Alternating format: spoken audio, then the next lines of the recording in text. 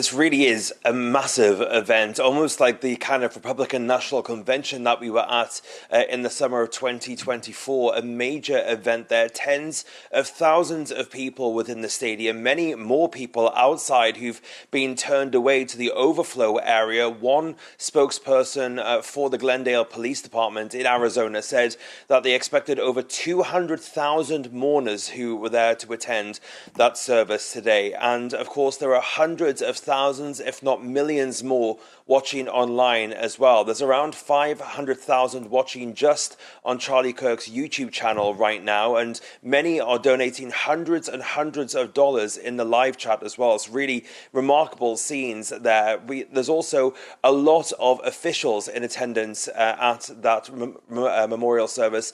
In Arizona, there were two planes that left D.C. this morning, Air Force One and another, filled with many of the top ranks of the U.S. government here. Most of the cabinet is there. The Defense Secretary Pete Hegseth, Secretary of State Marco Rubio, RFK Jr., Tulsi Gabbard, the House Speaker Mike Johnson, the White House Chief of Staff Susie Wiles, lots of other White House staff there as well, and more extended non-official people are also there. Trump's son-in-law Jared Kushner, of course, Trump's sons are there as well. Elon Musk is there as well. Of course, he had a position in the government and famously doesn't anymore. But yes, many major political figures, including the president and Vice President J.D. Vance, expected to speak today, along with Kirk's widow, Erica Kirk. Many there extremely excited to hear from Kirk's widow, who's now become the CEO of that activism organization, Turning Point USA, that Charlie started and became so influential in Republican politics.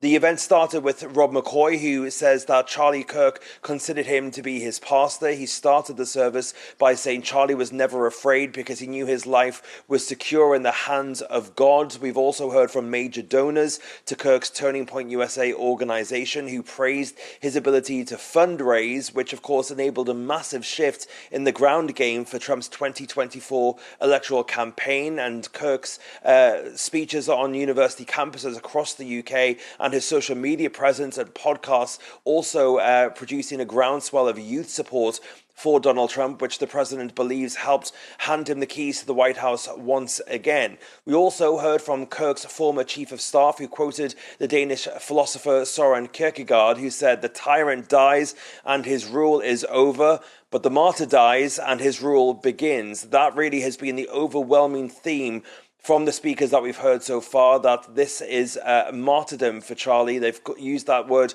many times over the course of the hour and a half or so that this service has been going on.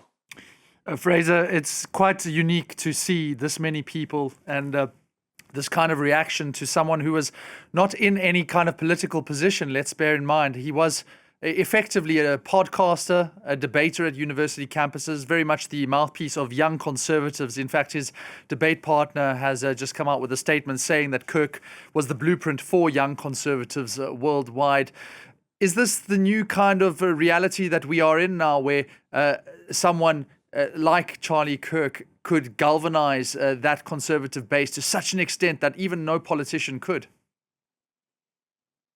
I mean, I think, the only real other person that we've seen this kind of outpouring of support for really is Donald Trump himself. I mean, of course, Charlie Kirk didn't, at least we are not aware of political aspirations of him just yet. There is rumblings that he was one day rumored to be running for president, or at least wanted to in his own mind. But the level of outpouring that we've seen has been frankly phenomenal. It's hard to believe a stadium's filled of people for many other podcasters or people like that. These scenes would be kind of unthinkable, really. But of course, that is the power that social media and YouTube has. It has completely revolutionized the way that people consume their media, and also made people feel a lot closer to these people than traditional media does. It's Charlie Kirk and many of his podcast brethren in the kind of brosphere, as it's been nicknamed, but also on the left as well. They have audiences that traditional and legacy media could only dream of. If you're looking at the viewing figures for people like CNN or MSNBC, even Fox News, which by far and away is the most consumed news network of the legacy media, these podcast hosts are getting numbers that they could only dream of. So, there really is a massive amount of media that is consumed by the youth and by other people as well. And the fact that these content creators produce so much of this content, they do daily shows on TikTok or YouTube, and these content pieces are always available to consume whenever people want them. They really forge a much deeper bond with these kind of people than traditional journalists or anchors or that people would see on their televisions. So this really has felt very personal for a lot of people here in the United States. Of course, it's also felt very personal for people in the administration who class Charlie as a friend more than just an activist who was helping them with campaign things. A lot of people were extremely close, including, of course, the Vice President J.D. Vance, who eulogized Charlie Kirk in a lengthy post on Twitter in the days following his death. And we're going to get J.D. Vance speaking in just a few minutes, of course, after the president himself. You mentioned at length the reach that these podcasters have, and that's why we've seen, that State Farm in Arizona, it has about a capacity of 70,000. It does host Super Bowl finals, and the crowds have spilled out far and wide around the stadium, getting the most of that atmosphere, at least from what we can see in the pictures as well.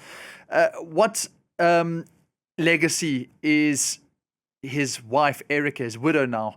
What is she going to be taking with Turning Point? How do we expect her to remain closely tied with the Trump administration and with this platform going forward?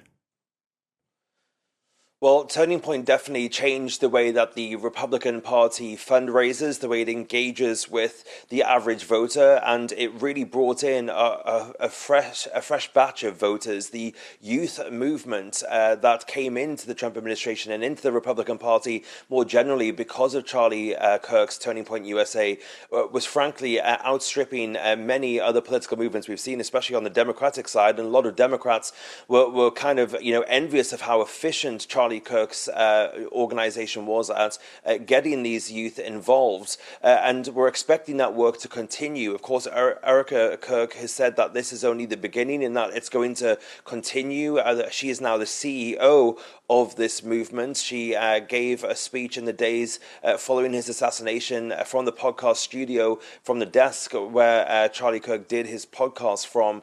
She kind of laid out, how she was feeling and laid out her vision for the future as well. And she was announced the CEO shortly after his death, just to really symbolize that kind of changing of power and the continuation of that movement. So going forward, it's definitely going to still be going, where they've seen a massive influx of donations in the wake of Charlie's assassination. Again, even just in the live chat of his YouTube channel, there has been hundreds and hundreds, thousands of dollars pouring into this live chat over the course of this memorial service being streamed on his YouTube channel. And a lot more, of course, of the big ticket donors are also giving money to Turning Point USA as well, which says that it's going to continue its work across the university campuses all around the United States. But of course, they've also got chapters abroad that are trying to spread the message of the Make America Great Again movement. So Turning Point is definitely here to stay, and it's definitely going to have an impact going forward to the midterms